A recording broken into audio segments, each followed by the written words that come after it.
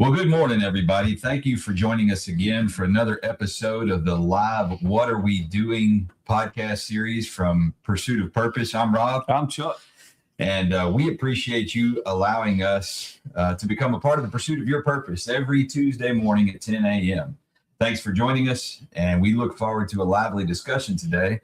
Our topics for today, I'll let Chuck introduce the topics to you. Well, we're going to be talking about one that's been a long-going problem in our country for a long time, as we perceive, and then some latest events and how they may relate. And that is about the IRS, where it came from, what it actually means to us, where it is taking us, all the consequential things that come from it. We're not fans, as you can probably tell by a little bit of our expressions.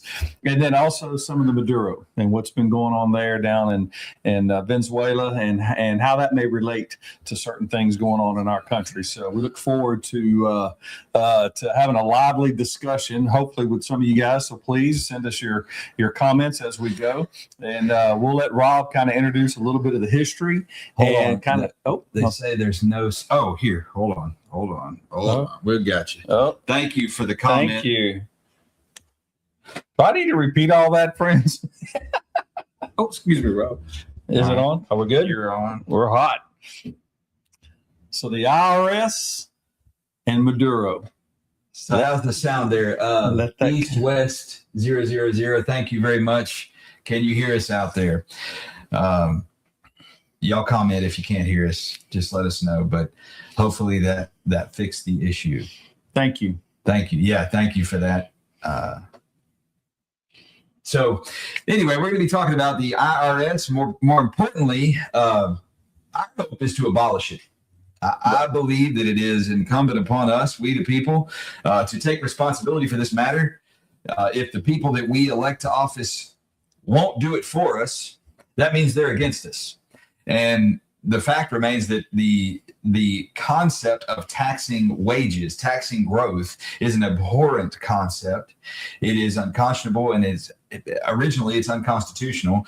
The 16th Amendment does allow for it, and it was, unfortunately, it was ratified, but it was ratified under the false pretenses that it would be temporary. And we're going to talk about that history. And because it was intended to be temporary, it means that we can undo it. We can overturn it. We can eliminate it. And it is my belief and my contention that it is our responsibility to do so. And if nothing else, I truly believe that the population as a whole has a right and an obligation to revolt against it. Yes. And I'd love to have feedback from any of you out there, but let's start with how the Internal Revenue Service was born. I have printed out a whole bunch of history and different things documenting dates and things about the origin of the IRS. Chuck, you want to introduce the birth of the IRS to our audience? Yes. So the IRS obviously wasn't always here. It was born out of a desperation during the Civil War. So in 1861, President Lincoln and Congress faced this massive problem. How do we fund a war that's bleeding the Treasury dry? So on July 1st, in 1862, Congress passed the Revenue Act, creating the position of Commissioner of Internal Revenue. That was the first income tax. It was 3% on incomes over $800, which is about $25,000 in today's prices. So that's basically how it got started. And do you want me to keep reading some of this? Or? Well, it's up to you, wherever you think. Yeah. I mean, that is the origin of the Internal Revenue Service. Yes. The origin of income tax, which is the origin or the birth of the Internal Revenue Service. Whatever treasury we had built up in our national government, and in their perception to respond to these Confederate usurpers, basically the money was running out. And they still had an army to build. And so they created what I would presume to be this temporary effect until the problem could get solved.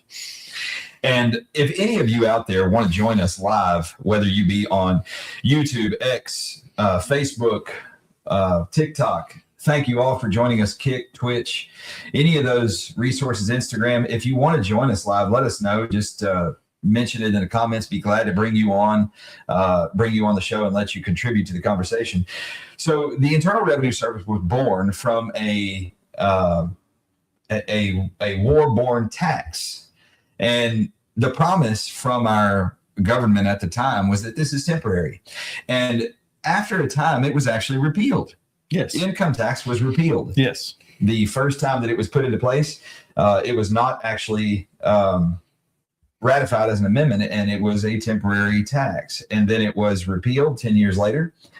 And for 42 years? 41, yeah. 41 years, 42 years, we went without it.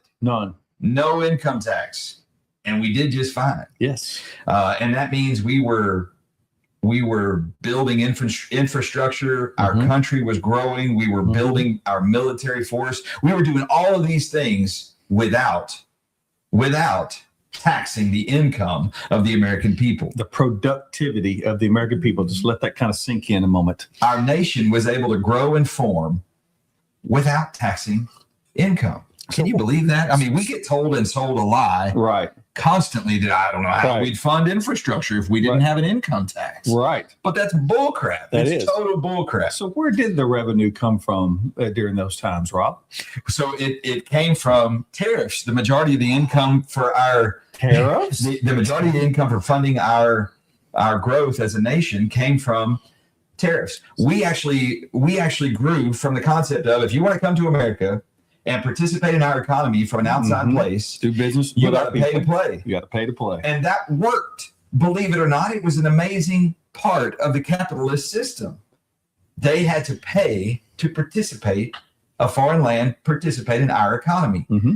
Wow. Right. Isn't that amazing? Now, the argument against this is, well, that just means that it trickles down to higher prices when you buy things. Well, that may be the case, but you're not taxing growth. You're not taxing the income of the American people. And that is an immoral and unjust system. So where are we at today?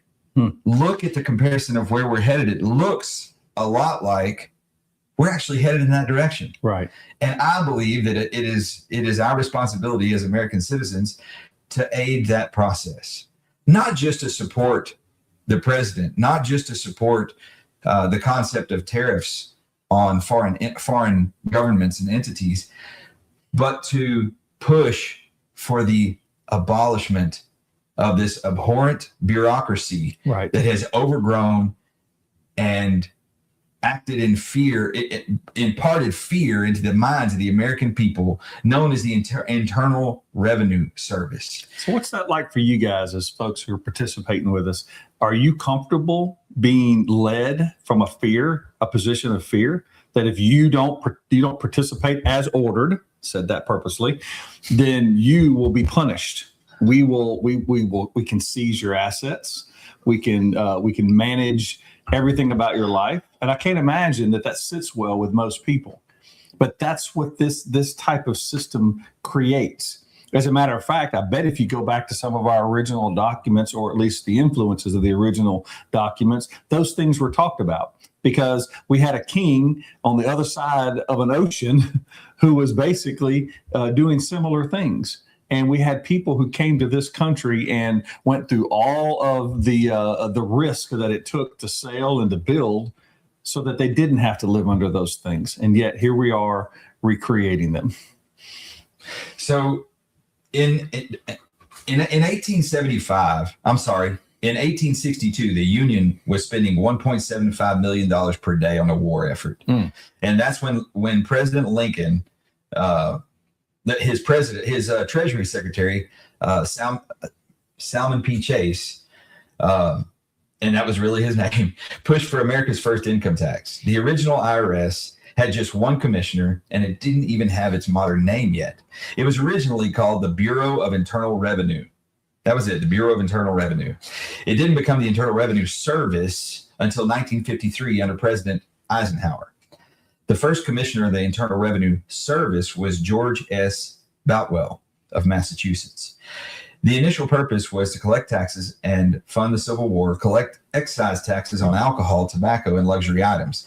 It was intended, and I mean, at a paramount, it was intended to be temporary, but the tax was supposed to be basically on luxury. It was never intended to tax everyone. Right. And that was the way it was sold, at least. So the income tax was supposed to be temporary. The original 1862 income tax was repealed in 1872, and 10 years after that, 10 years after the war ended, America went without an income tax from 1872 to 1913. Like we said before, that's 41 years. The founding fathers would have been horrified by a permanent income tax. In fact, if you were to go back to 1870 and mention or describe the taxation system that we have today to someone like our president at the time or anyone else in America, do you know what they would call it? They use one word, and it was the word that started the revolution for America. It's the word that created this country: tyranny. Tyranny. They would call the taxation system that we have in place today tyranny. And here's the real problem. The real crux of the matter is that it's our fault. Yeah. We've allowed it. We have co-signed on this tyranny by tacit compliance. We have taken part in it through fear, through laziness, through not voting. Let's see. Cup of Joe says taxation right now. Billionaires don't pay taxes. Well, here's a fascinating thing. We have industries built on this abhorrent tyrannical system. Entire industries. How many of you use a tax preparation service? That's just a small part of it. How many of you use a CPA? If you're an entrepreneur, if you're a small business owner, use a CPA. Let's see. Cup of Joe says, obviously you inherited your money. No, I didn't inherit anything. I've actually never inherited a dime. Sorry, Cup of Joe, to disappoint you. Sorry. So these entire industries are centered around this one purpose, and that's the fear of this bureaucratic system known as the IRS. Right. And it is unconscionable. Right. Like, what would we do? Can you imagine? What would you do if you didn't constantly have in the back of your mind the fear of this big entity? Jonathan says, good late morning. Hey, it's good to see you, Jonathan. Thanks for joining us again. Glad you're here again. Yes. So what would you do? What would you do if you had this influx of another 25+% of your earned income stayed in your pocket every month? What would you do? Yeah, that's one of the arguments that comes up a lot, Rob, is like, it's almost like we have to tax people and manage money to pay for things because they basically would not be. Let's say we had a more of a sales tax, which is obviously the original tax because it was on those goods, alcohol, tobacco, and Jonathan says he'd invest. Yes, that's what the responsible people would do. But I guarantee you, Jonathan, a lot of people would go spend. And you know what spending would do? And I'm not going to down it. Yeah. Spending, I mean, luxury and opulence and going too far is a part of the American culture. Right. And I don't down that. Right. Okay. I'm not downing people for spending. That would actually grow our economy. Yes. And here's the real kicker. Okay. America was built for the purpose of one other word, the opposite of tyranny. Do you know what that is? Freedom. America was built for freedom. Right. Freedom. So instead of living free, we couldn't handle that. Right. We allowed a system to be built to oppress us. Doesn't that seem interesting how we allow the oppressive presence of an entity in our country that we willfully subject ourselves to, and we do it, for fear of whatever punishment that we've created and are allowed to be created. Does that even make sense in a free society? Talk about two juxtaposed things trying to live at the same time. It is one of the most bizarre dichotomies that I have witnessed in my lifetime. Right. And I can only, so there's some arguments about this that I've heard from different people in different political spectrums and things. So one of the arguments is, well, what about all the employees that the IRS employs? Well, what's going to happen if they instantly were unemployed? Well, the first thing that would happen is the American people would be unburdened by that expense. That's number one. Mm-hmm. Then number two, all of those employees would then be freed up to think about being productive members of the American economy, Right. rather than living and creating their economy, their entire way of living off of the backs of everyone in this country who's creating. Right. And see, that's huge. So if you had, we know that in the past 4 years, we had 80,000 new IRS people hired. In the past 4 years, that's 80,000 people. Wow. That's more than the majority of American cities. Wow. Yes. So we had like a couple of cities hired by the IRS. That's just in the past 4 years. So think about how many people actually work for the IRS. Right. Those employees should unionize. Well, if you destroy the IRS, it wouldn't matter if they were unionized. There'd Right. be nothing to fight. And that's my proposal. There's no employer. Yeah, my proposal is that the IRS completely be abolished. I mean, if they want to meet at Starbucks and talk about it, that's fine. But no, but it's something else too, if you will. These, where we live, folks, we're kind of in refinery industry land down here in Southeast Texas. There are at any given time hundreds of people, good people, very talented people who may lose their job because some large scale employer, we'll call it a company, says, okay, we're going to shut that portion of the plant down. So all those people get matriculated back into the industry, if not in that particular company, somewhere else. Did you just say matriculated? Yes. So yeah, that's a word you don't hear every day. That's right. So that's what would happen to a lot of these agents. We'll call them agents or employees. They're probably not all agents. They're probably other level of administrative staff. They will just bleed into other industries. It happens all the time. It happens in our community annually almost, where folks are always having to make a shift in where they're going to apply their skills. And these people are probably highly skilled people. Unfortunately, they work for an industry like that. Yeah. And, an employer like the Internal Revenue Service is the fundamental foundation upon which all of this current fraud we're hearing about in the media, it's where it all starts. It's where the funding begins for all of this crap. And anytime you have this sort of a system, I mean, the IRS has become bastardized to the point of unrecognizability from what it was originally intended to do. It was never intended to be what it is now. And all the excuses that are used to keep it alive are just that, pure, unadulterated excuses.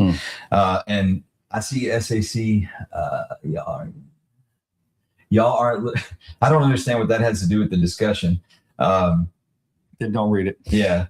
Would it surprise you guys to know that, and I know personally people who work for the IRS who are now very disenchanted with their employer. Now they're in a struggle because they're in the high teens of what is a 20-year commitment, so they could leave with some benefits that they feel like that they were working toward, but they don't want to work there anymore because they see what's happening. And whatever mindset they have, whether it is social or political or some mindset of faith, I don't know. All I know is what they tell me is not a very good perception of the employer that they're now stuck working for.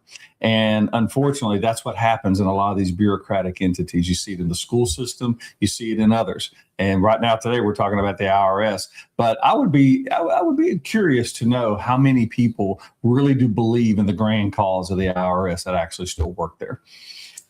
Yeah, and what's fascinating is our office, we just moved recently in the past couple of months, and we were in a building, a large high rise in the town where we are, and there was an office for the Internal Revenue Service in the same building, on the same floor, right across the hall from where our office was.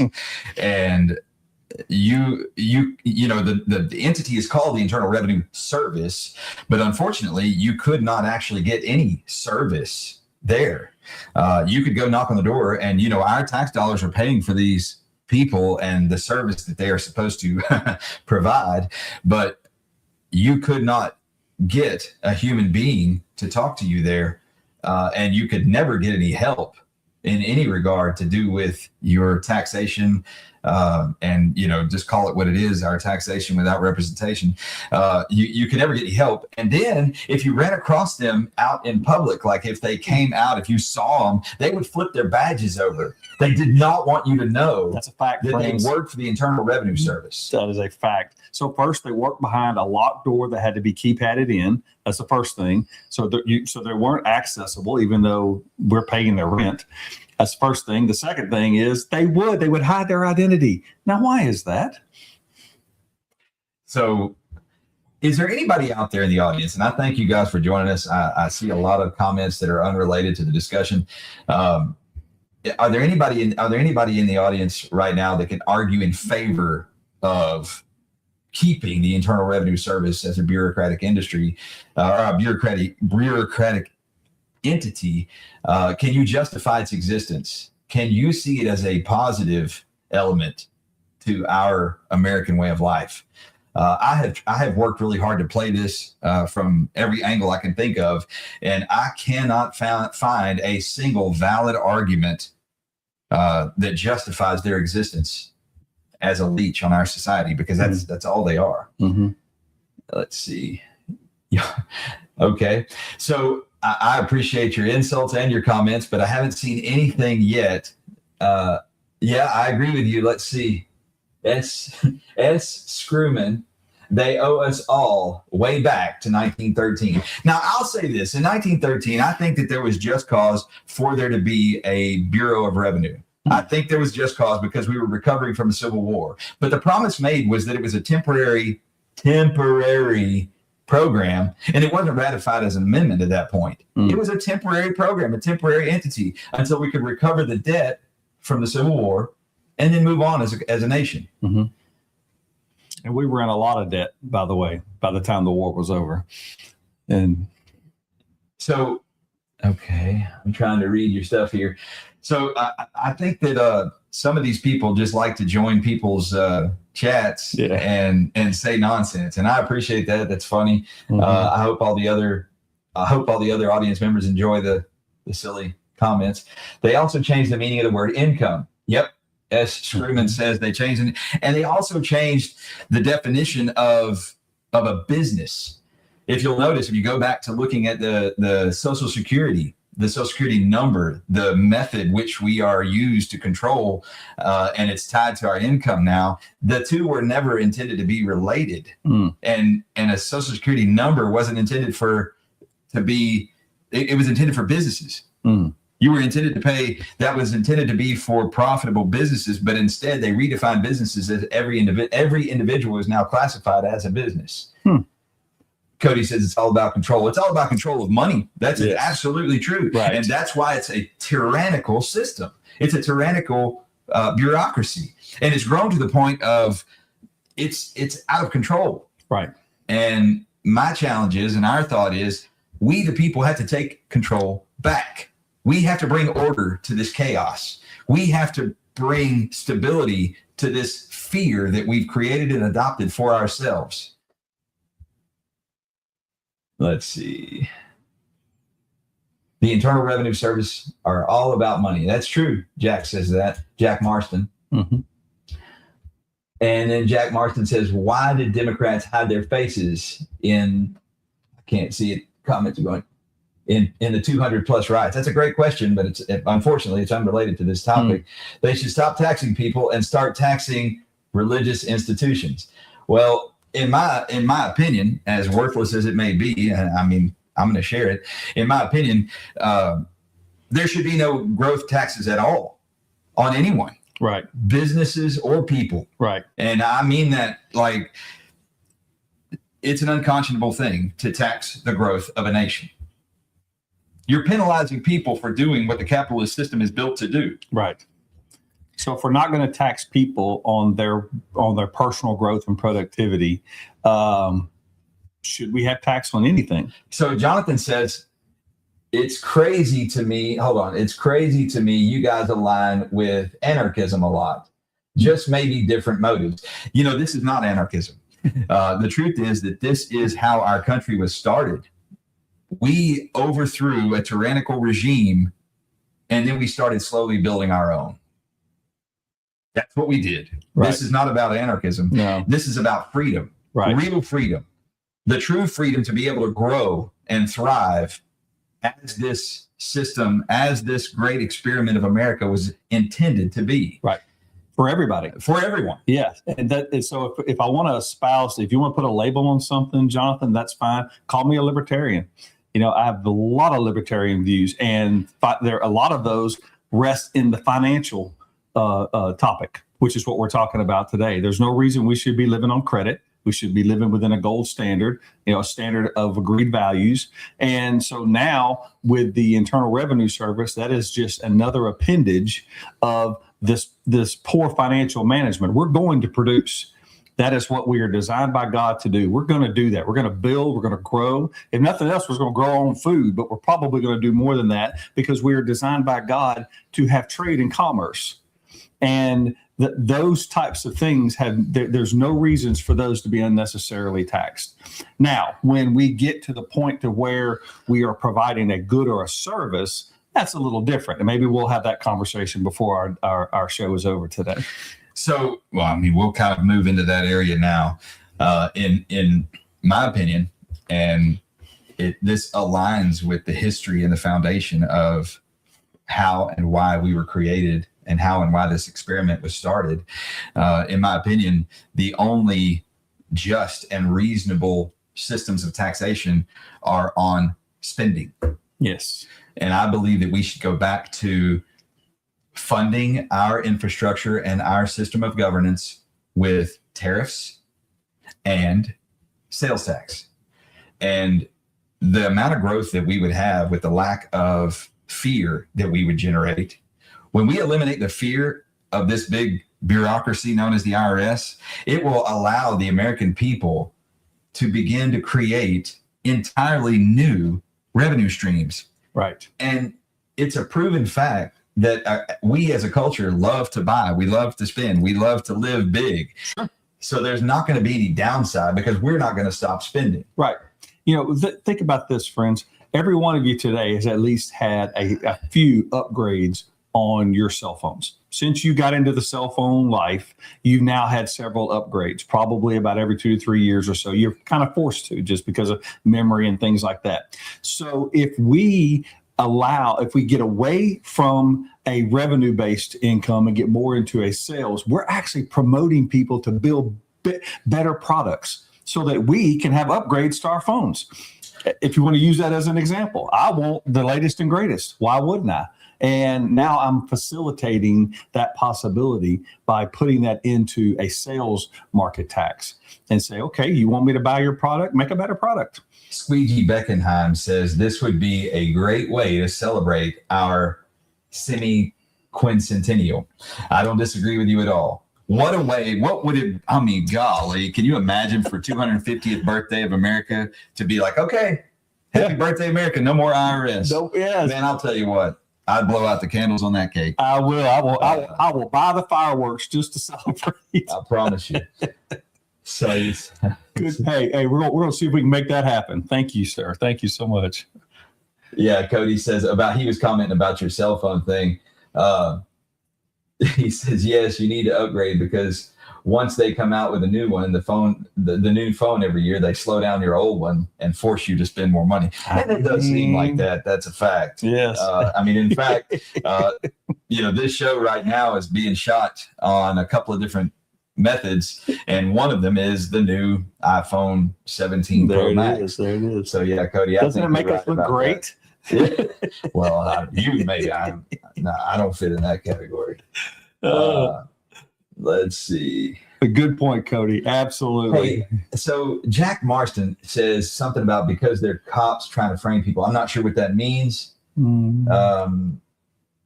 Let's see. Squeegee Beckenheim said, amen. I think he was talking about the 250th birthday for America because it was Squeegee's idea. Yeah. I think it's a great idea. Mm-hmm. I think I think we should send that up the ladder. Yeah.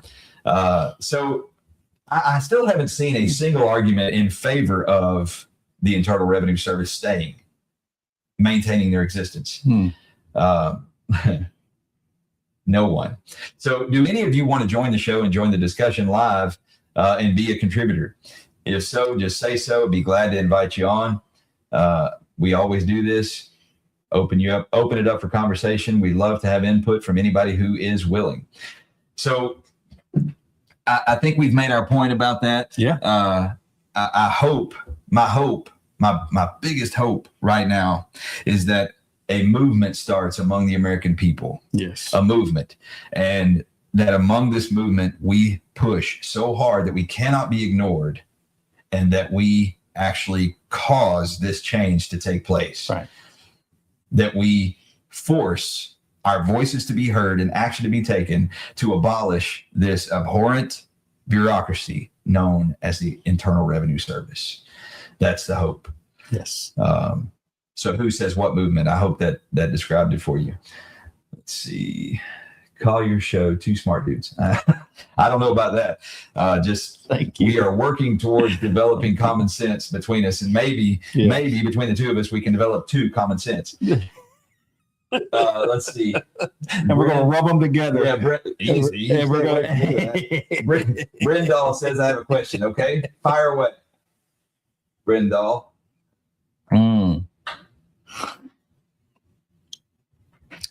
Where you at? And Michael Lee Scott says it's the whole system, even medical. It's not incorrect at all. That's right. That's right.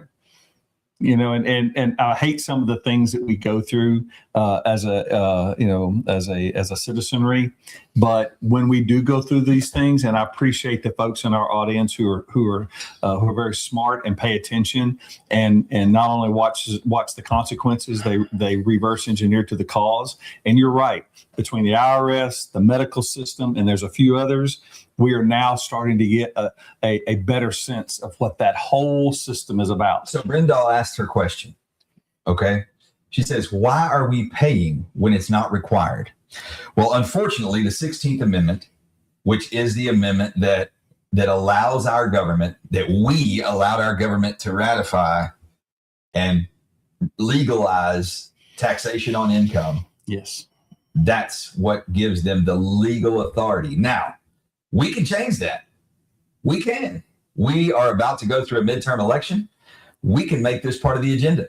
We, the people, can do it. Yes. And then who says, wait, you want the IRS to shut down? 100%. Who? That is exactly what we're saying. That is what we're continuing on this show. This portion of this show is dedicated to that one theme. Mm-hmm. Yes. Mm-hmm. Destroy, dismantle, and shut down the Internal Revenue Service. Right. 100%. Right. And replace it with a functional sales tax and tariff system. And watch the freedom that takes place within the American society, and watch the growth that takes place in our economy. We would be unstoppable in this world. Right. Let's see. We got some new comments going on. The lack of growth comes from oppression. And can you think of a more oppressive bureaucracy than the IRS? I can't. So Jack Marston says, do you all pay your taxes? Yeah, unfortunately we do. Because the current system requires it. Mm-hmm. Where do you think the passion from this show came from, man? Yes, we do. And I don't like the way that our taxes are used. I do feel like the same tyranny that took place when we revolted against Great Britain is taking place right now. We are taxed without proper representation. Right. We are being scammed and frauded. Look at the proof that we have right now in Minnesota. Where do you think all those billions of dollars came from? They didn't come from foreign governments. No. It came from our money. That's and right. If they could lose billions of dollars and not even notice it didn't even affect anyone else, do you think they're taking too much money? Do you think they're stealing from us? Absolutely. Right. Like, it's impossible, and it's inconceivable to think that much money could go missing and nobody noticed it for years. Yes. Can you imagine how much is truly missing throughout the rest of the 50 states, the other 49? Oh. And yes. What does that say about this system? It proves the very point that we're making, that this is an unconscionable and unsustainable program with an overgrown bureaucracy that is taking advantage of the American people and ripping us off. And we need to tear it down. That's right. And so two things there. Number one, there is historical precedent to what is now happening. It's happened before. And so, and this is what the whole reason America became, is because of revolt against those behaviors around taxation. That's the first thing. And the second thing is that is human nature. That's what human nature is going to do. That's the reason that we have active discussions, so that we, the intelligent collective, can now build responses and maybe better systems. So if we went to a full, I mean, think of how much we were just talking about technology earlier. A lot of that taxation of sales taxes could be actually acquired through just simple technology. And there will be some cash exchange, but a lot of it will be revenue through things like that. So it doesn't require a million, and that's a broad term I just threw out, employees of a bureaucracy to manage all of this. Not required. So we got some good comments here, and we're gonna address them in order. Michael Lee Scott says, we don't have government, we have a huge corporation. That's what it seems. And what's sick about that is, and I don't disagree with your comment, is that our government was never meant to be a profitable thing. And that's exactly what it is. And guess where all the profits are going? There's a reason why people like Ilhan Omar are billionaires after work, or Nancy Pelosi they're multimillionaires after working for us, for a short period of time. For a short period of time, they become multimillionaires, and they never create anything. Right. They never do anything. Right. Look at Joe Biden. Spent 50 years in government. Hasn't created it. He's a millionaire, Yes. Multi-millionaire, many times over. Right. As the sons of our current president said, that man's never signed the front of a check. He's always signed the back of a check. I want to go back to the corporation comment. You're absolutely right. Yeah. In the 1870s, we did switch from being a constitutional republic to being a corporation. That is a fact. And there's a lot of things come from that. We'll maybe talk about that on a future show. But that changed a lot of how we do business in this country. It opened us up for corruption. It started building the foundation for the corruption that we are watching today. That's right. So Jack Marston says, I can't believe you'd rather rail against the IRS than advocate for a top marginal tax rate increase. Well, here's the thing, Jack. I don't villainize anyone for becoming successful. I don't believe in that. I'm not in the top marginal tax rate. Not at all. Not even close to it. Right. Not yet. I plan to be. But I also realize that people who make it to the top marginal tax rate didn't have to do it on the backs of other people. Right. Which is what our government is currently doing, using the IRS as the platform to rip us off. Yeah, I'm going to rail against the IRS. Right. I'm impassioned about this. It is wrong. And a top marginal tax rate is not a justifiable or moral way to fix it. Right. You don't rob from the rich to pay for the poor. That doesn't fix anyone. That's not going to work. This is not a Robin Hood state. And that would fail anyway. It would open the door for even further corruption. Right. The only way to functionally resolve this is to abolish the IRS. You know who would profit most from that particular system, Jack? And that would be the people who manage the redistribution. Those are the ones that are going to profit. Now we're back to making those government officials rich. Here's what we just mentioned about these congressmen and the people who work for them. But you don't love them. So Louise says that she made a comment earlier that she is a disabled widow. And Louise, I am sorry for your loss. Yes. We deal with loss here in our practice daily. My partner here, he specializes in grief counseling. Mm-hmm. He's one of the greatest ones in our area. Thank you. And he's been doing it for 30 plus years. So we absolutely care about our widows and those who can't work. And we are not saying to destroy programs for disabled people or for the elderly. That is a whole separate thing. And the IRS is not required to support that. Right. I absolutely am in favor of supporting our widows, orphans, and disabled people. In fact, I'm so much in favor of it that I do it regularly. Right. Not just with my words, but with my deeds and my money. That's right. So I do put my action and money where my mouth goes on that. And if I may, I want to reiterate this, and thank you for that particular subject. in the greatest country in the history of the world, those are exactly the people we should be taking care of. We should not be taking care of the lazy. We should not or be the politicians. or the politicians, but we should be taking care of those who, for whatever circumstances, struggle to take care of themselves. And those may be people born with afflictions, or people who if for whatever reason, life evolved into certain situations, such as being a disabled widow. And if there's a way, Rob, a way that you can think of, I'd love for her to have access to my class that'll be starting next week, and she's welcome to and it's free. And it's absolutely free. And I don't know if she has a way to contact us to get her that particular registration email, but you're welcome to come in. It's nothing like this. It's strictly on grief, friends. So let's see. Oh, comments going kind of fast here. Brother G 1963 says certain billionaires that stiff contractors are part of the problem. Well, I can see that as a serious problem, but that has nothing to do with the Internal Revenue Service and the topic that we're discussing. Veritas says, talk about Omar. What about Trump? Well, what I can tell you that I do know about Trump, and I don't know how you would compare him to the thievery that's going on with the Somali fraud in Minnesota, but I will say this. In my lifetime, he's the only president that I've ever seen that decided to forego his salary and took a business loss to serve as the president of our country. Can you name another one? Did Biden do that? Did Obama do that? Are there any Congress people doing that? Did any of the Bushes do that? No. Well, it's kind of hard for me to think that he's in the same boat as the scamming Somalian pirates in Minnesota when he actually is taking less money by choice to serve as the president of our country. To put it kind of bluntly, literally working for free. So there you go, Veritas. And it's actually a proven thing that his net worth decreased when he became president because he was no longer at the helm of his organization, which I find to be pretty fascinating. So it's pretty obvious that he's not behaving the same way as these fraudulent politicians and leeches in our society.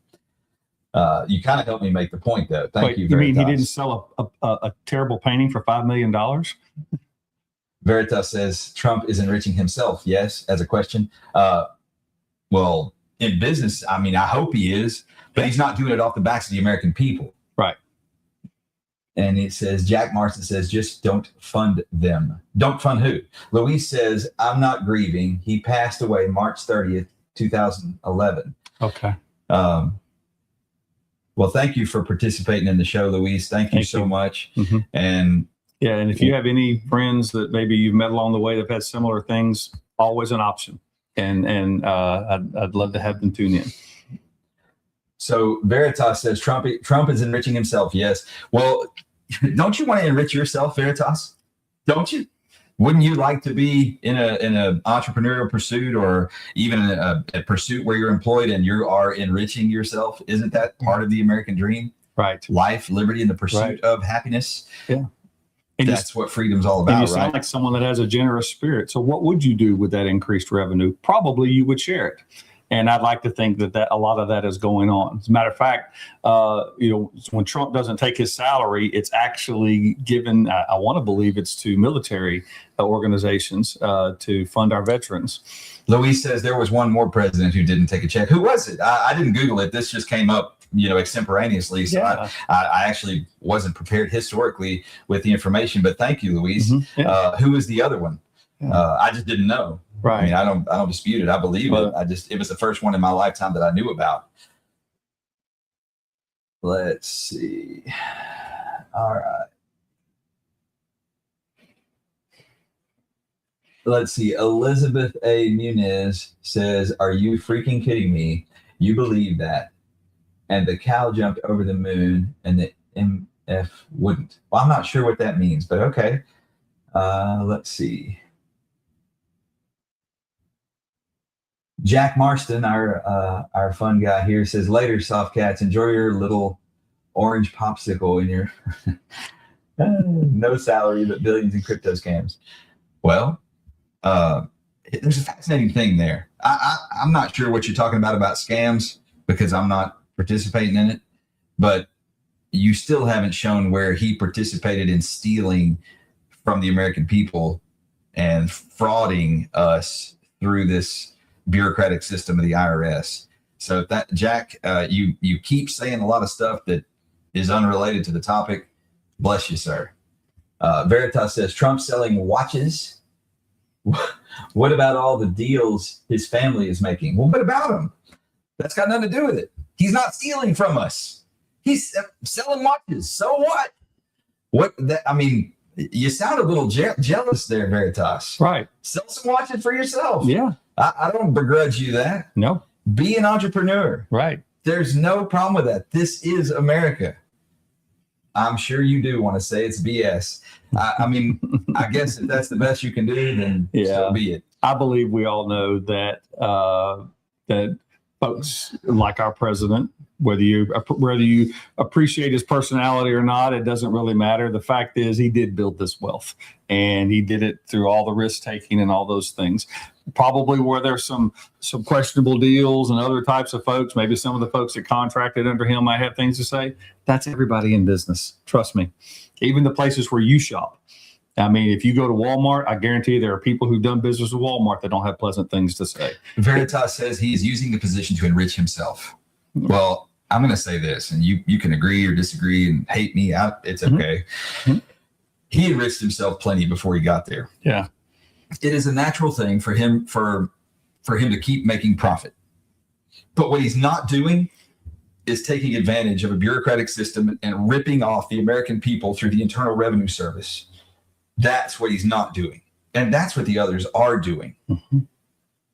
Let's see. Oh, Luis replied, John F. Kennedy, George Washington wanted to, but the Congress said no. So John F. Kennedy didn't take a check? Is that what you're saying, Luis? Thank you. That's awesome. And George didn't want one, but the Congress made him take it. Is that what you're saying? That's amazing. Interesting. I didn't know that. I knew the Kennedys were very wealthy, but that makes sense. And I'll say this too. We've had several presidents in the modern era that as soon as they left office, and I'm thinking maybe like Bill Clinton, Barack Obama, they went on the speaking circuit. That's where they made their money. They didn't make it off of the salary. They used the presidency as a launching point to enrich themselves by making speeches. They didn't go build companies. They didn't hire people. So the fact that Trump did it before he got here does make him, I think, a different person.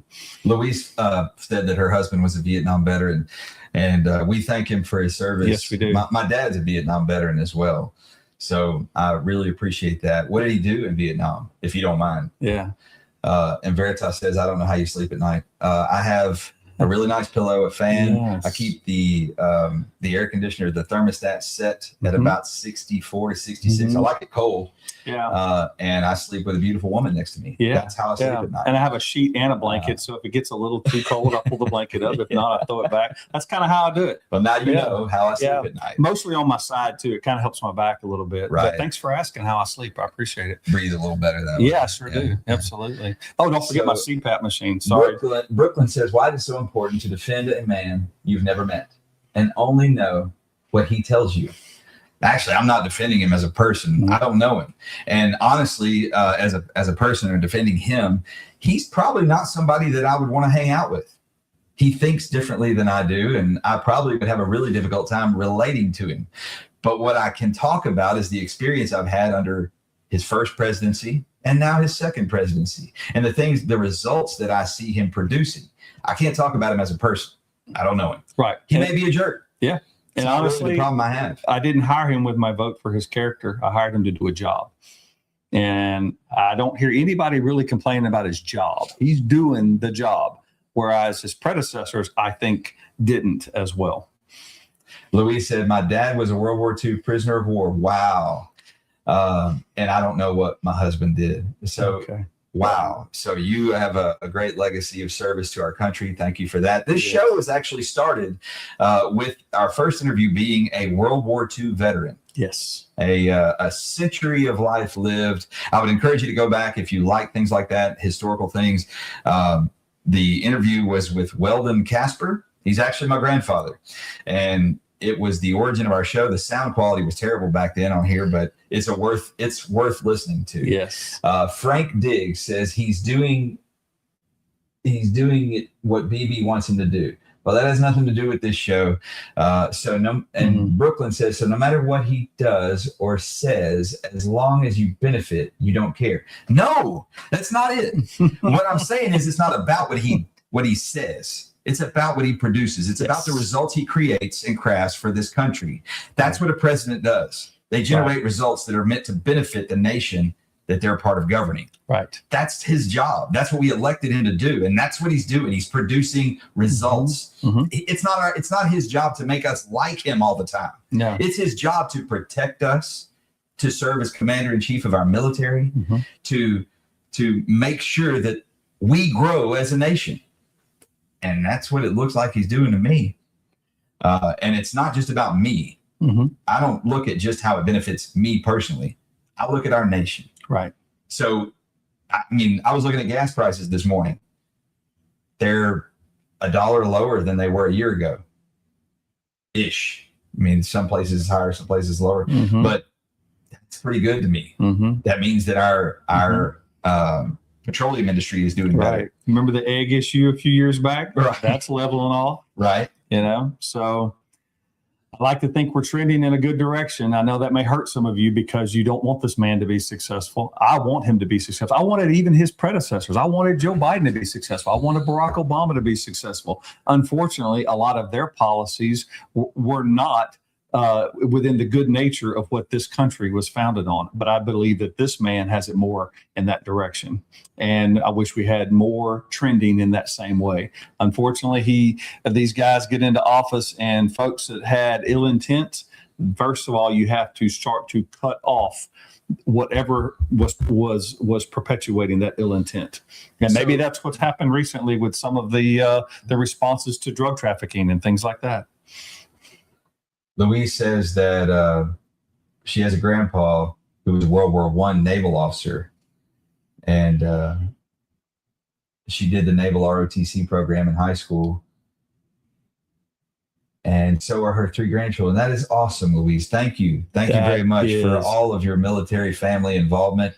Yes. You can't see it right now, but there's a ribbon behind me. I have a son who is in the nuclear Navy. He is getting ready to be a nuclear sailor on a submarine, and so I have a lot of family involvement in the military myself. Right. So thank you, Louise. Thank you. And if I may, too, both my mother's family and my father's family, their oldest brothers went off to fight in World War II, and neither of them came home, and that's where I got my name. Yeah, and I'm namesakes from those two men, and we've had countless others serve. So thank you, Louisa. Thank you for your family and for their belief and faithfulness in this great country. And they are in part what made it the great country it is today. Yes. And it is. Folks, I promise you there are more people in this country that still have a passion for what we are and can become than there are those who want to tear it down. So Brooklyn says something fascinating. And Brooklyn is, obviously a little bit of an antagonist towards us, and that's okay. We like that. And she said that you just said that you in the first administration, you did well. And in his first year, I'm assuming you mean of the second administration, you are doing well. What I said was, we're doing better. What I said was, we can see growth in our nation. What I said was, the results you can see our president producing are positive. That's what I said. I said, we're doing better. Now, you can read into that however you want, but I would estimate that you are also doing better. Yeah. And that's what I hope, not just for me, but for our nation. It's not about me. It's about we. It's about us, all of us. Yes. That's why it's our responsibility to vote.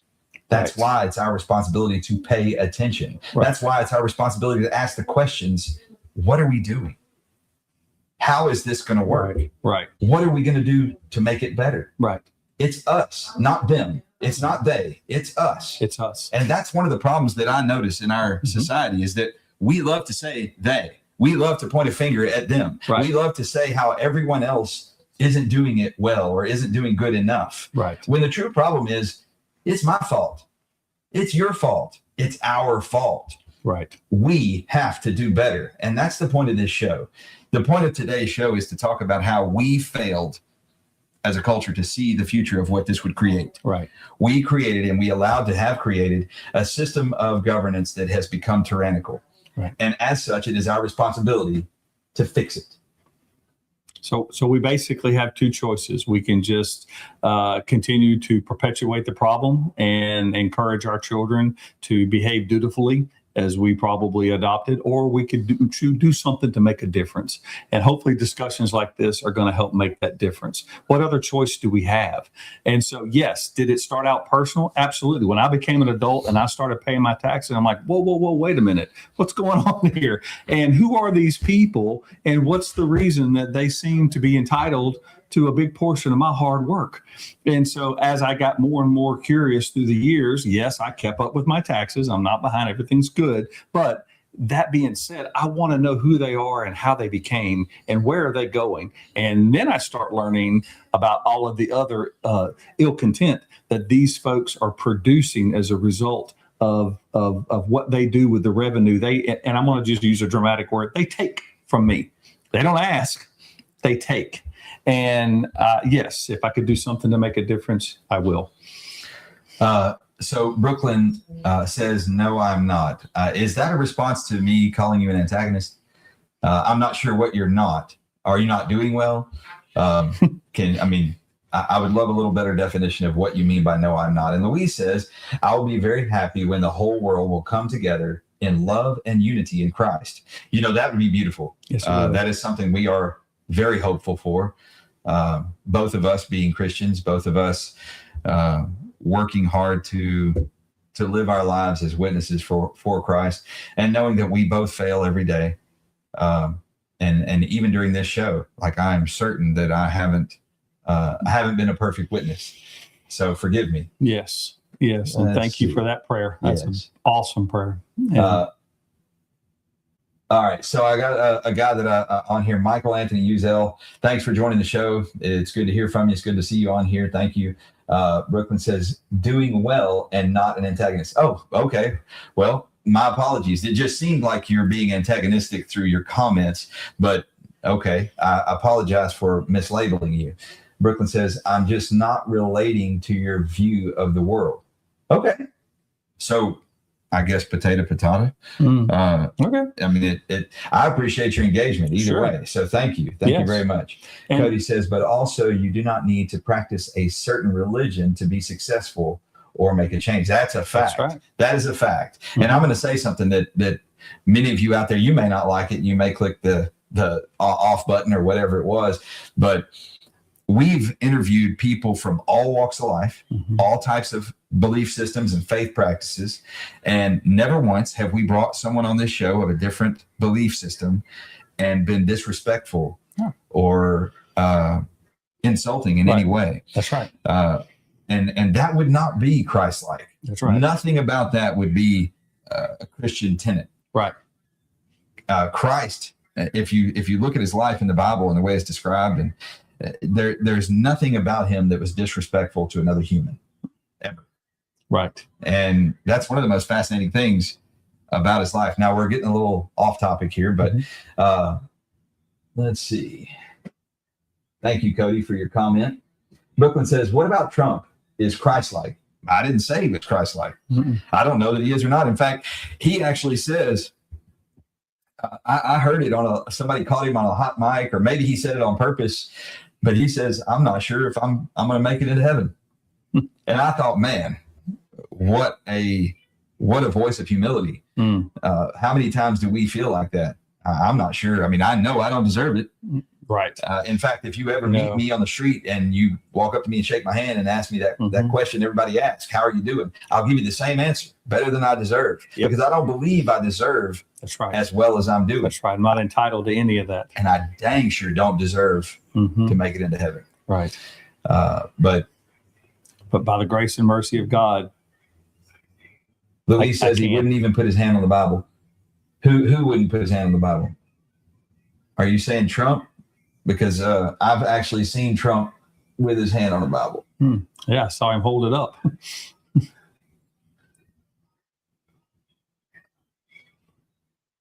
Rob, in the closing moments, I'm going to have to go here in just a second, but there's a biblical story that I think kind of encapsulates a lot of what we're talking about, getting back to the IRS subject and the mishandling a lot of the revenue by these bureaucracies.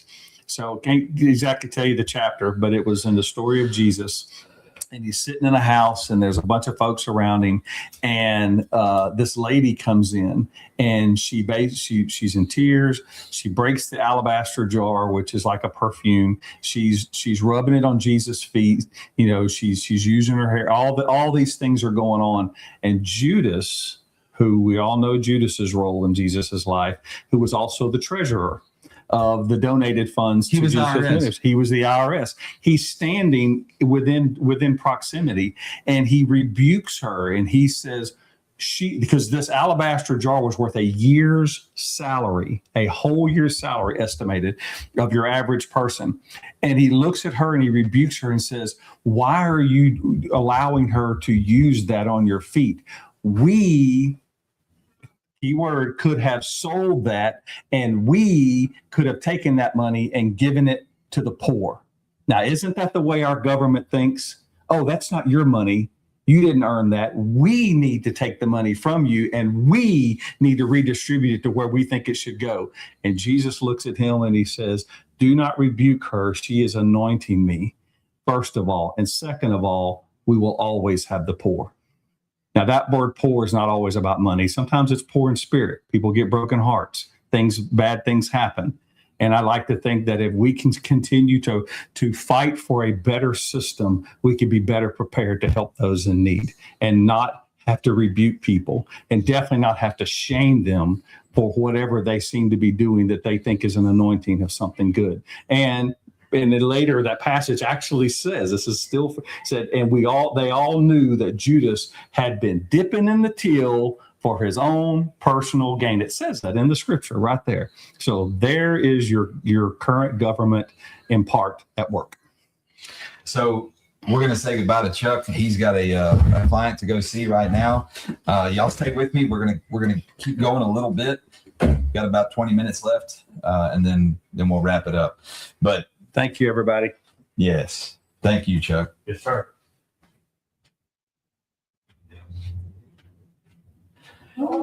So back to where we were. I don't want to leave. Let's see. Luis and Brooklyn both said something about Trump not putting his hand on the Bible during his inauguration.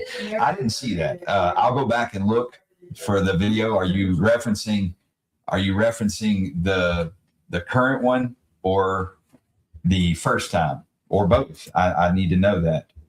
I would love to know. Let's do it now. Brooklyn says, okay, let me see if I can without interrupting the show. Do it now. Trump inauguration. So while I'm doing this, the next topic we're going to discuss, and we're going to touch on it briefly, is the Venezuela and Nicolas Maduro situation. So I know that that's a big shift in discussion, but it's germane to the daily activities and things that we're dealing with right now in our nation. And there are some elements to that I would really like to go over with you, and I'd like your input on.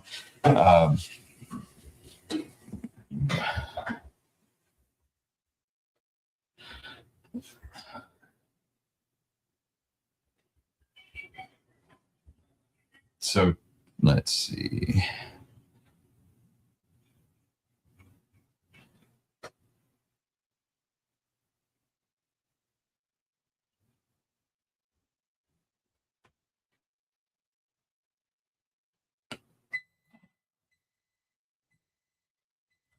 So what you're contending is, Brooklyn and Luis, is that Trump took his inauguration, took his oath of office without placing his hand on a Bible. And I'm looking it up. Oh, I see. It says Trump did. He just raised his hand, apparently, according to this. But I am looking it up, and I don't want to bore everyone by y'all waiting on me to watch it. I have no argument for that, and I don't have an explanation, none at all, no excuse. So I don't justify that. I also don't agree with that practice, and I don't agree with Mamdani taking his oath of office on the Quran. I don't think that's right, and I don't think that validates his oath. And I mean, we'll see, but that's just my personal belief. Brooklyn asks, how does that make me feel? It makes me disappointed in watching that video. If it's true, and I haven't watched the whole thing yet, and I will watch it, but it disappoints me that he would do that he would not put his hand on the Bible. So I don't know if he did it intentionally or if he did it, out of just mindful neglect. Maybe he was distracted. I'm not going to make excuses for him, but I don't think there is any valid excuse. I think that the right thing to do is to put your hand on it. So I'm very disappointed if that is the actual truth, that he did not place his hand on it. Now, I've already let a couple of videos play here, and it says that it appears he didn't put his hand on the Bible. It doesn't verify it. I do see Melania holding the Bibles. She has two of them, and she walks over next to him. And I do not see his hand going on the Bible, on either one of them. So it does look like you're correct that he did not put his hand on the Bible. No, I didn't say he shouldn't be mayor. He was a duly elected mayor. I said it's not right for him to take the oath of office with his hand on the Quran. That's what I said. Don't put words in my mouth.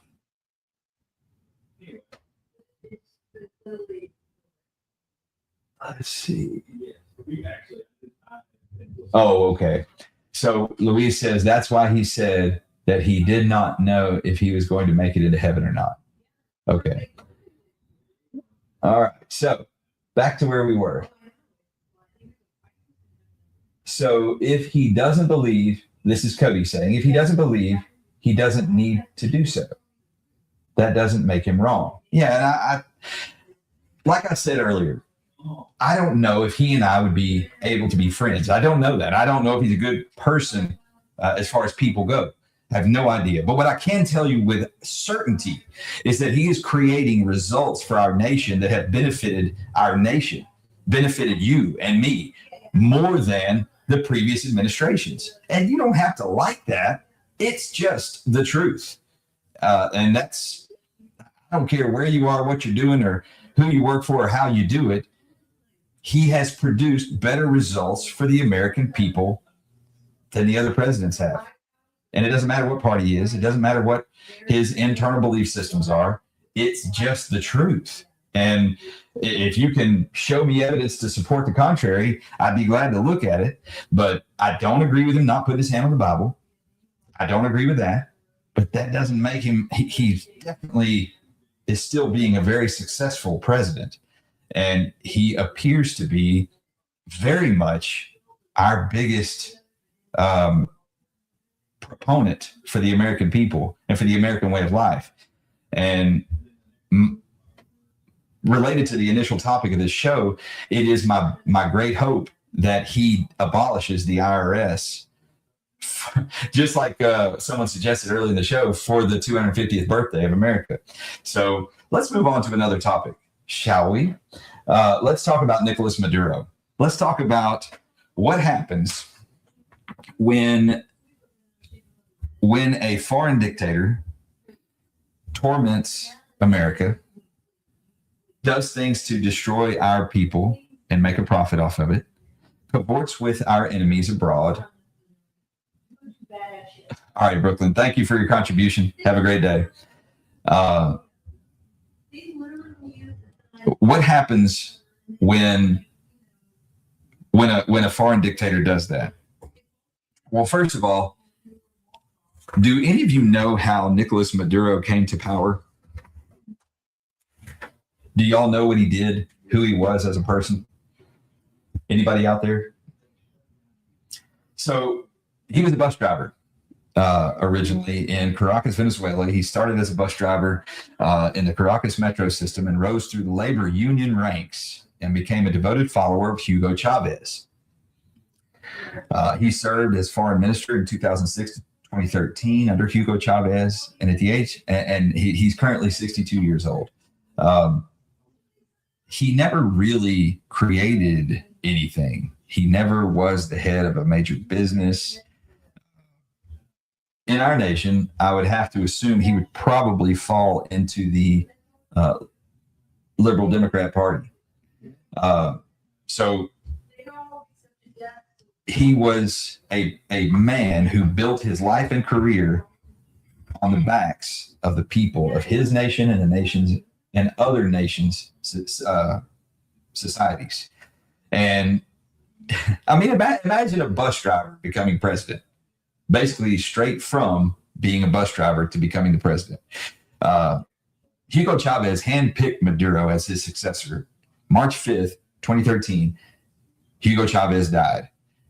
In April of 2013, Maduro won a special election. Many people believe the election was fraudulent. There's been a lot of evidence to support that.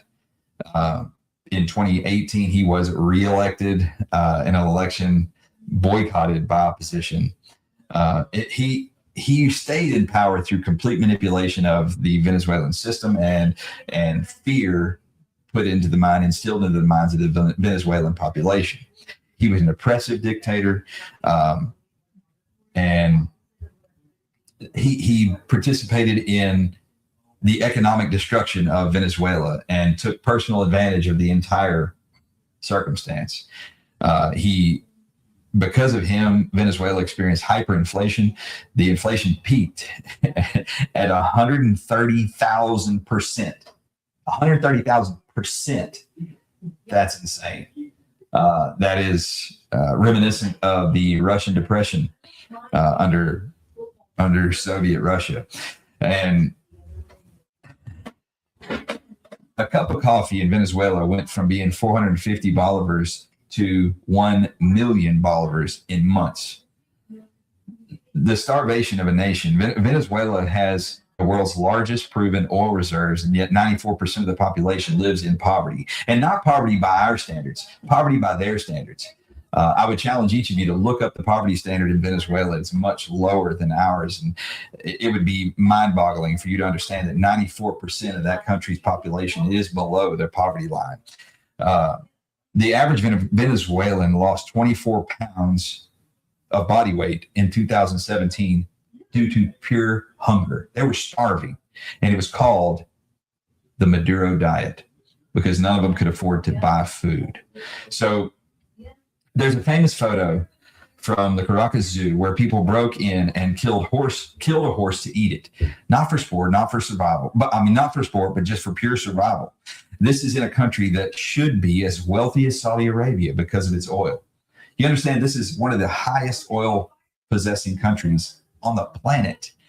And that's Maduro's legacy, starving out his people so that he could personally gain, sending death to other countries through drugs, through the drug trade, so that he could personally gain. The list goes on and on and on. But one of the things that I find fascinating, and there's been a lot of discussion about it, is, other people in our country's recent history have captured or killed foreign dictators, and they've been praised for it. What I find fascinating about this is we caught this guy alive, and now we get to find out what he knows. And aren't you curious? Aren't you curious to find out about those voting machines that were built over there and how they were manipulated for our most recent previous elections? And, I'd love your input on this. How do you feel about Maduro being captured and brought to Brooklyn, New York? Isn't it fascinating that he called our president a coward, and he said, basically, here I am, come get me. And 2 days later, he's captured in America, saying Happy New Year to our forces. So how do you guys feel about that? Do you feel like it's the right thing? And don't you all want to take a trip to a free Venezuela and see what it's all about? I personally have some friends from over there, and all they can do is sing the praises of President Trump and thank him for what he's doing for their nation. And that's not even to mention the reduction in drugs that will be no longer infiltrating into our country from that place. And that's not to say that Venezuela produced all the drugs, but they were a major hub for distribution of fentanyl, the chemicals that make fentanyl. They were an obvious resource for China and for Russia. And we should be praising this accomplishment that we've just experienced. And it boggles my mind how certain factions of our nation are seeming to be upset by the capture of Maduro and the freedom now offered to Venezuela. And then I've heard a lot of it said about, well, why are we over there? Why are we, what are we doing with our military? Well, we need to ensure that they build their own freedom, that new oppressors don't emerge in the vacuum and then take charge and generate more fear so that a reproduction of the same chain of events doesn't occur. So do any of you have any input about that, about Nicolas Maduro and about the Venezuelan controversy that's happening right now? I mean, I don't see it as much of a controversy, but I wanted to bring it up on the show. And back to our first subject, before I close the show, I just want to encourage you. Nothing about this episode do I want you to do anything illegal, okay? It is not in my desire for you to break the law and not pay your taxes or anything like that. But my hope is that we, the Society of America, join together and our voices become heard and the Internal Revenue Service is completely abolished. That is my hope. And I believe that if enough of us speak loud enough, it will be heard and action will be taken. So I'm going to go ahead and end it there. Thank you guys for participating with us today on The Pursuit of Purpose. It's been a great episode, a lot of great feedback from a lot of different audience members. Thank you, Louise. Thank you, Brooklyn. Thank you, Jack. Thank you, Cody. Thank you, Jonathan. Thank you all. And I see you out there, Michael. Thank you for joining. Peyton, my daughter, I saw her come on as well. But thank you guys for joining us today. And thank you for allowing us to become a part of the pursuit of your purpose. And I hope you have a wonderful start to your new year. And I will see you next week here, Tuesday at 10 o'clock for another episode of the Live What Are We Doing podcast. And also stay tuned because we have a congressional candidate for Texas. Lauren Pena is going to come on the show and do an interview, and then we're going to bring her on live after we do a story. We're going to do a feature story about her, and then we're going to bring her on live. So look forward to that. The live show will probably be in 3 to 4 weeks. So if you're interested, especially if you're in Texas and you want to learn about congressional candidates, that's Lauren Pena. She's going to join us for a feature interview, and then we're going to do a live show with her soon. So thank you guys for joining me again, and stay tuned. Make sure you join us again next week, Tuesday at 10 o'clock for our live show.